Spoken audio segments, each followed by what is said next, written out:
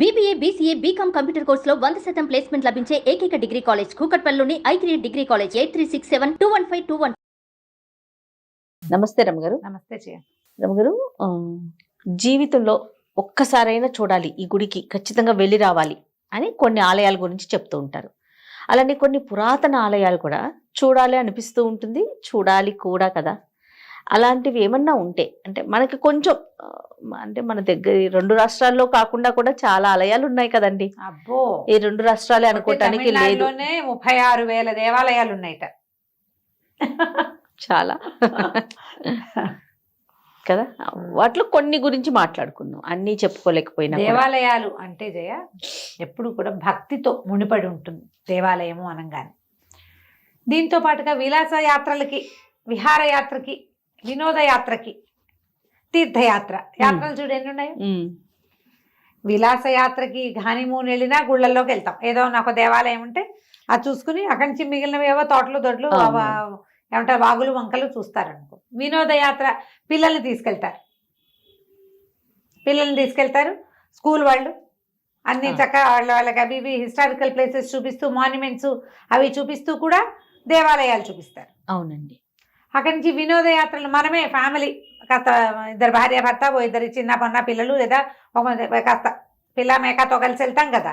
వెళ్ళినప్పుడు కూడా మనం అవి ఇవి తిరిగేవి, ఎక్కేవి, దూకేవి చేసినా ఓ దేవాలయం ఉంటే ఆ ప్రాంతంలో తప్పకుండా వెళ్తాం. కేవలం దేవాలయానికే వెళ్ళే తీర్థయాత్రలు కూడా మనం చేస్తూనే ఉంటాం. జన్మానికి ఒక్కటి అయినా చేయాలని మనం చెప్పుకుంటాం కదా. ఈ చెప్పుకునే క్రమంలో ఏంటంటే దీనికి బేసిక్ థింగ్ ఒకటి చెప్పాలి జయ. నువ్వు ఎక్కడికి వెళ్ళు, కాశీ రామేశ్వరం వెళ్ళు, ఫలితం లభించదు. తొలుత నువ్వు చూడవలసింది మీ వీధిలో, మీ సందులో, మీ వెనకాల, మీ ఊళ్ళో, నీ పరగణాల్లో ఉన్న పురాతనమైన ప్రతిష్ట ఉన్న దేవాలయాన్ని గనక చూడకపోతే కాశీ రామేశ్వరం వెళ్ళినా ఫలితం ఇవ్వరు. నువ్వు చూడవలసింది మీ దగ్గర, మన పరిసరాల్లో ఉన్న శివాలయాన్ని, మన పరిసరాల్లో ఉన్నటువంటి విష్ణువాలయాన్ని. ఏదో నిన్న మొన్న కట్టిన వాటికి ఇవన్నీ ఫ్యాన్సీగా ఉన్నాయి, ఫ్యాషన్గా ఉన్నాయని వెళ్ళలేకపోయినప్పటికీ పురాతన ఆలయాన్ని తప్పకుండా దర్శనం చేయాలి. మన పుటకకు ముందు నుంచి ఉన్న ఆలయం అయితే తప్పకుండా దర్శించాలట, ఇదొక శాస్త్రం. ఇవి దర్శించాక నువ్వు ఎక్కడికైనా వెళ్ళు. నేను చూడండి, మా ఊళ్ళో చూసేదేముందండి అని పై ఊరికి వెళ్ళావనుకో ప్రయోజనం లేదు. నేను బందర్ పాండ్రంగ చాలా బాగా పెట్టారండి గుడి గురించి చెప్పలేదని ఎంతమంది అడిగారో మా బందర్ వాళ్ళందరూ కనపడంగానే, ఏంటండి మీరు మా టీవీలో అన్ని దేవాలయాలు చెప్పారు, పాండ్రంగ స్వామి గుడి చెప్పలేదంటే, నేను చిన్నప్పటి నుంచి చూస్తూనే ఉన్నా, వాళ్ళు తీసుకురాలేదు, చేయలేకపోయాను. మీరైనా వెళ్ళి చేస్తారంటే మీరు కూడా చేయాలి. నాకు కుదరలేదు రమ్మగారు, కానీ ఒకసారి చెప్పుకుందాం రమ్మగారు ఆలయ మహత్యం గురించి. తప్పకుండా చెప్పాలి. నేను 30 ఏళ్ళు అయింది నేను వెళ్ళి. ఓకే, చెప్పండి. మీరు వెళ్ళేటప్పుడు కెమెరా పంపించేస్తాను, చక్కగా షూట్ చేసుకొని వచ్చి ఇక్కడ మన ఇద్దరు మళ్ళీ మాట్లాడదాం. ఎప్పుడు ఇలా చేయాలి. అయితే దీంతో పాటు మనకి సాధారణంగా భారతీయులకి చెప్పబడింది చార్ధామ్ యాత్ర. ఇప్పుడు దాన్ని కేదార్నాథ్, బద్రీనాథ్, గంగోత్రి, యమునోత్రిగా చేశారు. వాళ్ళ ఆ ప్రాంతం తాలూకు ఏమనాలి దాన్ని, మన టూరిజం శాఖ అభివృద్ధి కోసం జరిగిపోయింది. మన వరకు మనం తూర్పు, పడమర, ఉత్తర, దక్షిణాలు కదా మన దిక్కులు. ఇప్పుడు సూర్యుడు తూర్పు నుంచి వెళ్తాడు. అవునండి, క్లాక్ వైజ్ అంటాం కదా. సూర్యుడు తూర్పు నుంచి పడమటకు అస్తమిస్తాడు కదా.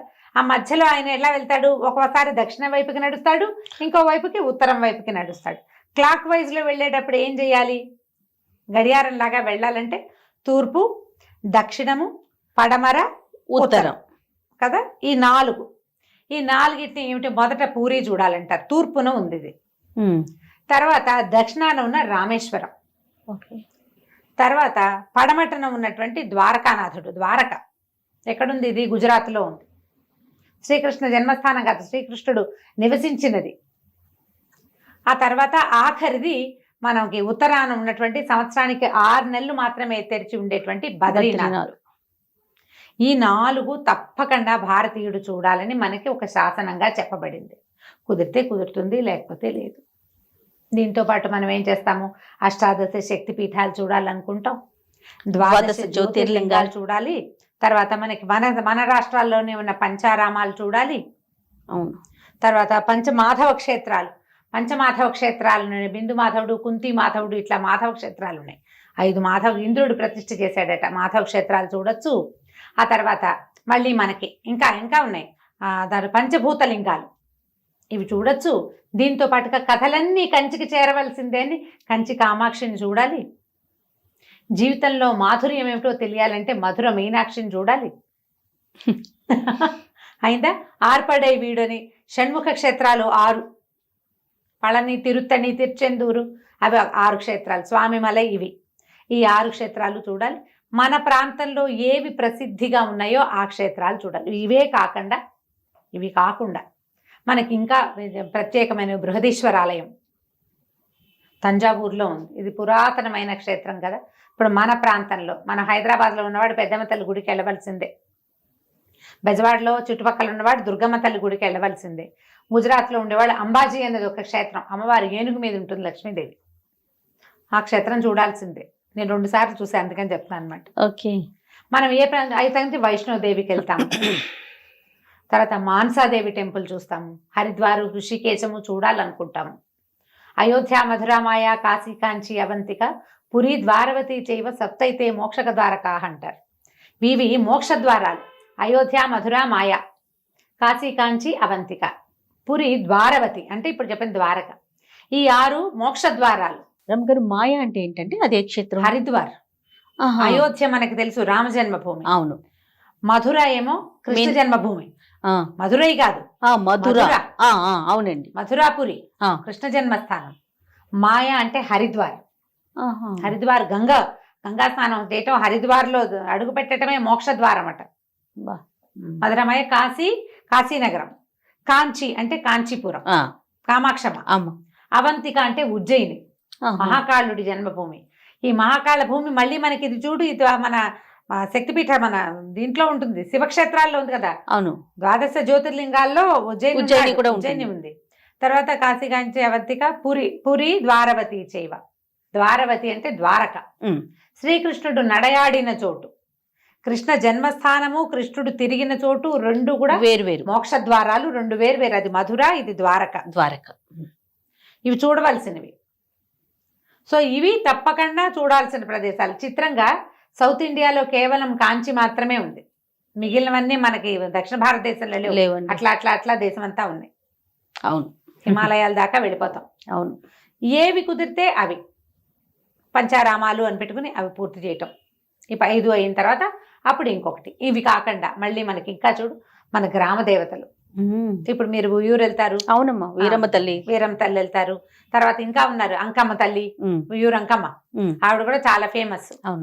ఇట్లా తిరుపతమ్మ. ఒక్కొక్క ప్రాంతాల్లో ప్రత్యేకత కలిగినటువంటి అమ్మవార్ల క్షేత్రాలు. ఇప్పుడు మనం ఏ ప్రాంతానికి చెందిన వాళ్ళమో అక్కడ ప్రఖ్యాతి పొందినవి, అక్కడ ప్రజలందరూ దర్శించేట. ఈ మా ఊళ్ళమ్మ, భీమవరం వెళ్తే అట్లా. ఇప్పుడు అవి కాకుండా మన చెంగాళమ్మ తల్లి, తర్వాత ఏమో మన జొన్నవాడ కామాక్షమ్మ, ఎంతమంది ఉన్నారు. ఇవి ఇప్పుడు మన ఊళ్ళల్లో, మన వైపు తమిళనాడు ఇంకా ఎందరో అమ్మవార్లు. ఆ ప్రాంతానికి, మనం ఏ ప్రాంతానికి వెళ్తే ఆ ప్రాంతంలో ఉన్న దేవాలయాలు చూద్దాం. మా ఫ్రెండ్ ఒకరు గోవా వెళ్ళారు. గోవాలో ఎన్ని దేవాలయాలు ఉన్నాయో జయ, ఉన్నాయా అనుకుంటాం. చర్చిలు ఎక్కువ ఉన్నాయి అనుకుంటాం. చర్చిలు ఎక్కువ ఉన్నాయని చర్చిల ఫోటోలు పెడుతుంటారు. ఈవిడైతే అసలు ఎన్ని దేవాలయాలకు వెళ్ళారు. గోవాలో 5 days ఉన్నారట. రోజుకు 2 దేవాలయాలు చొప్పున చూసారు. నాకు తెలుసు, నేను మా టీవీలో చేసినప్పుడు వాళ్ళకి చాలా దేవాలయాలు చెప్పాను నేను. గోవాలో లక్ష్మీనారాయణ దేవాలయం ఎంత బాగుంటుందో. ప్రతి దేవాలయంలోనూ పెద్ద పెద్ద దీపస్తంభాలు ఉన్నాయి. సంవత్సరంలో ఇన్ని సార్లు వెలిగిస్తారు. ప్రతి నెల దీనికి, మన మహాశివరాత్రికి, పౌర్ణమికి అట్లా మొత్తం జ్వాలలు వెలిగిస్తారు, దీపాలు వెలిగిస్తారు. భలే అందంగా ఉంటాయి. అద్భుతమైన దేవాలయాలు ఉన్నాయి. ఇవి కాకుండా మన దేశంలోనే ఉండేది ఇది వరకు, ఇప్పుడు విడిపోయిందంటారు, అంగోర్వాట్లో ఉన్నటువంటి మహాద్భుతమైన లక్ష్మీనారాయణ దేవస్థానం. అంగోర్వాట్ దేవాలయాలు చాలా బాగుంటాయి. అత్యద్భుతమైన శిల్పకళ. మన దేవాలయాలే కాకుండా దేవాలయాల కోసం శిల్పాలు చెక్కి కట్టినవి. బేలూరు, హళిబేడు, అవి అక్కడి నుంచి మన రామప్ప గుడి ఇలాంటివి, మనకి వరంగల్లో ఉన్న రామప్ప గుడి లాంటివి మనవన్నీ చూసేసాక ఖజురహో లాంటి దేవాలయాలు ఎన్నున్నాయి చూడ్డానికి జయ. అవునండి, అవును. అసలు ఫారిన్ కంట్రీస్కి వెళ్ళక్కర్లా. మనం మన ప్లేస్ లో మన దగ్గర ఉన్నవి చూసి మన దేశంలో ఉన్న వాటిని అన్నింటినీ కవర్ చేయగలిగితే మనకి జీవితం సరిపోదు. అవును, జీవితం చాలదు. ఒక్కొక్క చిన్న ఊర్లో అతి పెద్ద దేవాలయం లేదా సామాన్యమైన దేవాలయంలో అతి పెద్ద విగ్రహం, సమున్నతాకారుడుగా ఉన్న ఒక ఆయన ఒక వరాహస్వామి దేవాలయం చూశాను మొన్న నేను. ఓ ఎక్కడండి? అది బెంగళూరు దగ్గర, మైసూర్కి దగ్గర. చూద్దాం, అది ఒకసారి పూర్తిగా చూసి వచ్చాక చెప్తాను నేను మీకు. ఓకే. ఇట్లా ఎన్ని దేవాలయాలు ఉన్నాయి. ముందు ప్రధానంగా మన ఊళ్ళో ఉన్నవి, తర్వాత మన ప్రాంతంలో ఉన్నవి, మన జిల్లాలో ఉన్నవి కవర్ చేసేయండి. మీరు దేవాలయాలు చూడదలుచుకుంటే ఓ శనాదివారాలు పెట్టుకుంటే చుట్టుపక్కల చూడొచ్చు. చూస్తూ ఉండండి. మనము జీవితంలో చేయగలిగేది ఏంటంటే మంచి సహాయము, తీర్థయాత్ర. ఈ రెండు అత్యద్భుతమైనవి మానవ జీవితంలో. మానవ సేవ చేయండి, తీర్థయాత్ర చేయండి. ఈ రెండు సమానమైనవిగా చెప్తారు. ఓహో. మనం ఒక తీర్థయాత్రకు వెళ్ళి అక్కడ ఉన్న దాంట్లో స్నానం చేస్తే, అంటే మన కుండ్రంలో స్నానం చేస్తే ఎలాంటి ఫలితం లభిస్తుందో, ఎవడైనా నువ్వు నాకు ఎంతో సహాయం చేసావు నాయన అని ఒక్క ఆనందాశ్రువు పెట్టుకుంటే అలాంటి ఫలితం లభిస్తుంది. ఇవాళ నీ వల్ల నా బతుకు ఇట్లా బాగుపడింది, లేదా నువ్వు నాకు ఈ సహాయం చేసావు అని వాడి కంట్లో ఒక తడి వస్తుంది చూడు, అది తీర్థస్నానంతో సమానం. బా, ఇది చేయండి, అది చేయండి ఖచ్చితంగా. ఒట్టి తీర్థయాత్రల కోసమే పరిగెత్తుకుంటూ వెళ్ళబోకండి, ఇది కూడా చేస్తూ ఉండండి. తీర్థయాత్రలో కూడా దానం ధర్మం చేయటం, దేవాలయంలో ఏదైనా భోజన సేవ అది ఉంటే భోజనానికి డబ్బులు కట్టడం, మన శక్తిని అనుసరించే 150 కూడా కట్టచ్చు, తప్పేమీ లేదు కదా. మన అవకాశాన్ని బట్టి చేసుకోవటమే. ఎన్నో దేవాలయాలు ఉన్నాయి. ముందు సెర్చ్ చేయండి. ఇప్పుడు మనకున్న అవకాశం ఏంటంటే పూర్వకాలం ఇవన్నీ కాకుండా కాశ్యాంతు మరణాన్ముక్తికి అని, కాశీలో మరణిస్తేనే ముక్తేనే. కొంతమంది దంపతులు వెళ్ళి తిరిగి వస్తే సన్నాయి మేళంతో ఎదుర్కొని కాళ్ళు కడిగి నెత్తి మీద నీళ్లు చల్లుకునే వాళ్ళ ఊళ్ళల్లో వాళ్ళు, కాశీకి వెళ్ళొచ్చిన వాళ్ళని. ఓహో. కాశీలో అడుగు పెట్టొచ్చారు వీళ్ళని. కాశీ సమారాధన చేసుకునే వాళ్ళు. నీకు తెలుసుగా కాశీ సమారాధన, గంగ పూజ చేయటం, కాశీ సమారాధన చేయటం ఎంత విశేషంగా ఉండేది. అవునండి, అవును.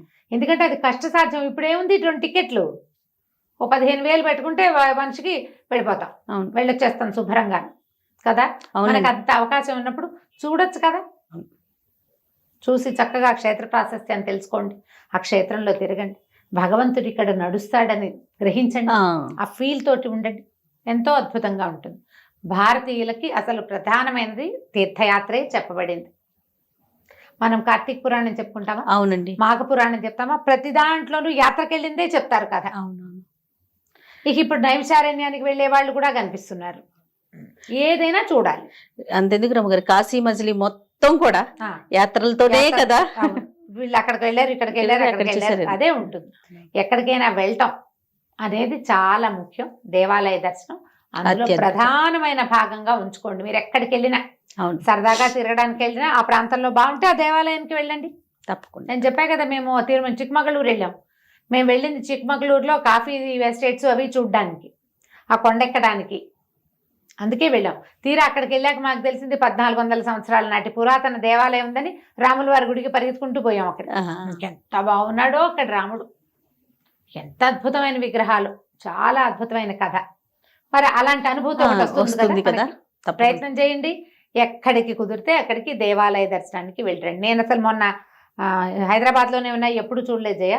సీతారాంబాగ్ దేవాలయం, ఆసిఫ్ నగర్ ఉంది కదా, ఆసిఫ్ నగర్ లో లోపల సీతారాంబాగ్ అంటారు దాన్ని. చాలా పెద్ద స్థలంలో పెద్ద పురాతనమైన 400 సంవత్సరాల నాటి రామాలయం ఉంది. ఎంత పెద్ద గుడో, ఎంత మండపాలు, అవి ఎంత బ్యూటిఫుల్ గా ఉన్నాయో. చాలా మెయింటెనెన్స్ లేదు కానీ బాగుంది. బాగా మెయింటెనెన్స్ ఉంటే ఇంకా అద్భుతంగా ఉంటుంది. ఎంత ప్రశాంతంగా ఉందో, ఎంత చల్లగా ఉందో, స్వర్గంలో ఉన్నట్టుంది గుళ్ళోకి వెళ్తే. ఇది విన్న వాళ్ళు ఎవరైనా, వెళ్ళిన వాళ్ళు అయితే ఓకే, వెళ్ళకపోతే చూడండి హైదరాబాద్ లో పురాతన దేవాలయాలు ఎన్ని ఉన్నాయో. ఈ గుడి ఎంత బాగుంటుంది. సెర్చ్ చేయాలి కానీ మీరు అన్నట్లుగా రమ్మగారు దొరుకుతాయి మంచి మంచివి. తప్పకుండా అండి.